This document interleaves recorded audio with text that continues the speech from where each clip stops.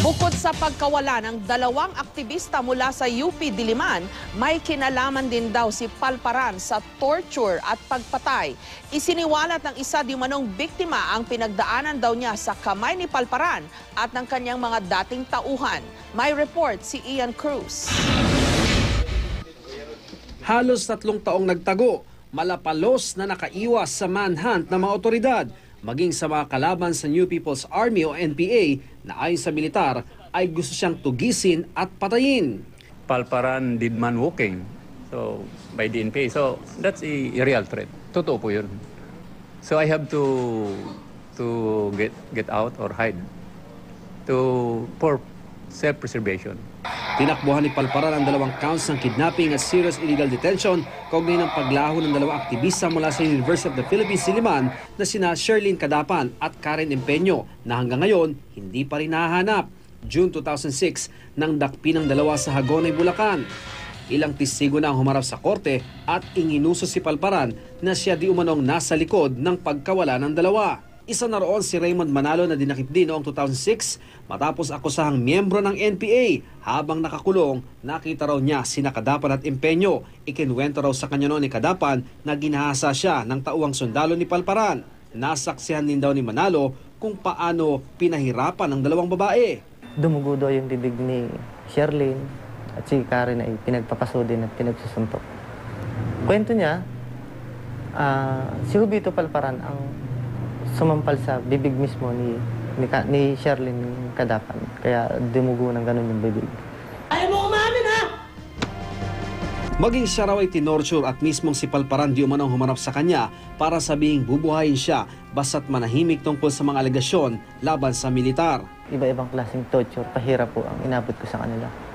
Yung halos taratuhin po niya kami na parang baboy. At nung sapilitan po kami na nantukutin, tinalian po niya yung kamay namin. Tapos pinagbabalibagan po kami na parang hayop sa L300. Kulang na kulang at hindi maganda yung pagkakahuli at pagkakaaresto kay Jovito Palparan. Ang gusto kong kaparusahan sa kanya, balatan siya ng buhay at itali sa bahay ng langgam, ng hantik. At kainin siya hayaan mong kainin siya ng mga langgam at ng mga hantik hanggang sa siya mamatay ng dahan-dahan para maranasan niya yung naranasan namin na nagmamakaawa. Wala kaming sinasabi kung hindi.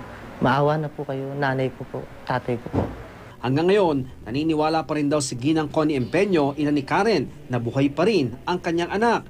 Luluwas daw siya bukas sa Maynila para makaharap si Palparan. Gusto niyang maahon kami sa kahirapan kaya nagpupursige siya sa pag-aaral. Kasi sabi niya, Mama, dito lang ako makakatulong sa inyo. Kasama naman nakirali ng ilang militanteng grupo ang ina ni Sherlyn na si Erlyn Cadapan. Nahuli man si Palparan, hindi pa raw tapos ang laban. Hanggang sa ngayon ba, sinungaling pa rin siya at siya po'y dapat parusahan ng ayon sa batas. Bago magtago, nakapanayam pa ng brigada si Palparan Hulyo noong 2011. Dito, mariin niyang pinabulaanan ang mga akusasyon laban sa kanya. Yung incident niyan, binabato sa amin, wala talagang hard facts na nagsasabi kung sino talaga ang may kagagawan. In the line of duty ba ikaw nakapatay ka rin ng tao? Sundalo, wala pa akong alam. Hindi nyo alam? Hindi, wala kang alam. As intel officer, sir, wala kayong... Dinidelegate ko yung mga bagay na yun sa mga subordinates ko.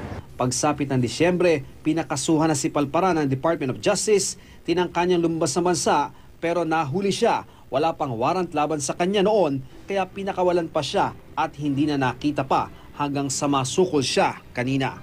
Tinaguri ang berdugo ng mga aktivista at human rights group. Ayon sa grupong karapatan, si Palparan ng utak o di kaya'y may kinalaman sa ilang kaso ng human rights violation. Kabilang nga sa mga nagrally kanina ay mga katutubo mula Pampanga, Aurora Province, Mountain Province, Sarangani at Davao. Anila, sa ilalim ng panunungkulan ni Palparan ay 150 katutubo ang tinorture at pinatay. Sa kabila ng mga akusasyon, maraming beses siyang nakatanggap ng mga parangal at 2 beses pang na-promote noong panahon ni dating Pangulong Gloria Macapagal Arroyo. Pinuri pa nga siya ni Arroyo sa kanyang SONA noong 2006 para sa kanyang kontribusyon sa pagtugi sa mga rebelde. Mismo AFP pa nga nagsabing hindi maitatanggi ang galing ni Palparan bilang general.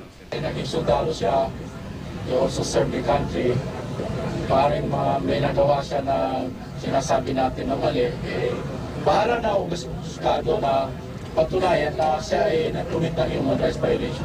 Naging kongresista rin si Palparan mula 2009 hanggang 2010 bilang kinatawan ng Bantay Party List. Tumakbo rin siyang pagkasenador noong 2010 pero nabigo. Sa pagkakahuli kay Palparan, hindi raw titigil ang grupong Families of Desaparecidos for Justice hanggat hindi nila nakakamit ang tunay na hustisya. Huwag daw sanang gamitin ng administrasyon ng kanyang pagkakaaresto para di umano magpapogi sa publiko. Lalo't sila raw kasama ang mga magulang ni Nakadapan at Empeño ang nagtiyaga para madala mga sangkot sa korte. Panawagan nila, ikulong sa ordinaryong kulungan si Palparan at huwag sanang mapasakamay ng kanyang mga kabaro sa militar. Ian Cruz, GMA News.